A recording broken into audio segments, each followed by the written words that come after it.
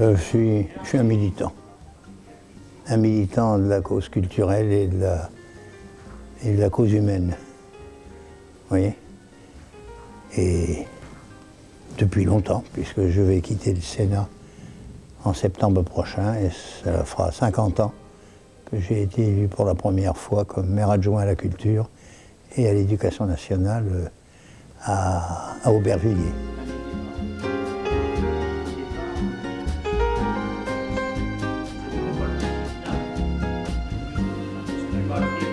Moi, je pense qu'on ne peut pas vraiment vivre si on n'a pas une attache avec une ou l'autre dimension de la culture.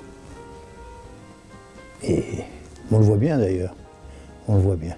Le Noir de Stendhal, pour moi, c'est un roman total. Dans ma vie, il a joué, y compris dans ma vie privée, un rôle énorme. Des fois, ça fait sourire ce que je dis, mais oui, je suis amoureux de Madame de Rênal.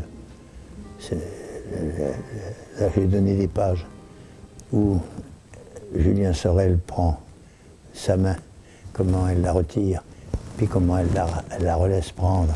Et le lendemain, c'est elle qui prend. Et là, il y a un jeu de main qui n'est pas un jeu de vilain, qui est un jeu de caresse qui est extraordinaire, extraordinaire. Je ne connais rien de plus beau que cette façon d'être.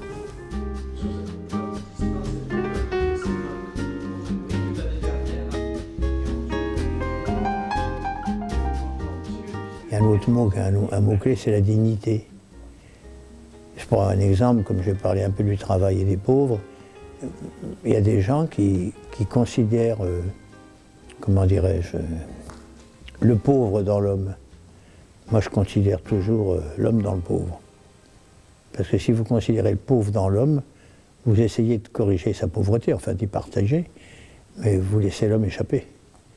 Or, ce qui est essentiel, c'est l'homme.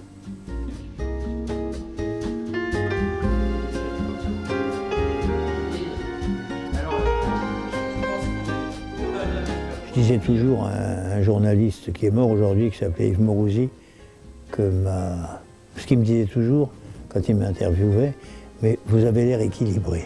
D'ailleurs, je ne comprenais pas toujours, mais vous avez l'air équilibré. Mais j'ai bien vu ce qu'il voulait dire. Alors je lui ai dit, mais Yves Mourouzi, il y a un vrai problème chez moi, tout simple. J'ai deux mains, comme vous. Il y en a une qui est chez les artistes et l'autre qui est chez les ouvriers.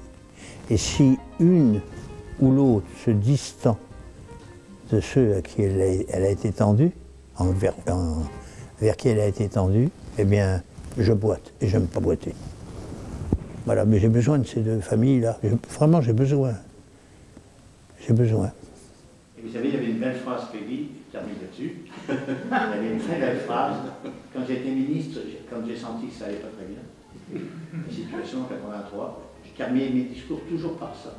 Je n'aime pas les gens qui réclament la victoire et qui ne font rien pour l'obtenir. Hein? Je les trouve impolis. Je disais ça, alors c'était d'ailleurs amusant parce que les auditeurs de droite disaient « Ah, il connaît Peggy ». Les auditeurs de gauche disaient « Il a fait la rédaction ». Et alors je terminais par le ça. Si vous pouviez avoir des excès de courtoisie.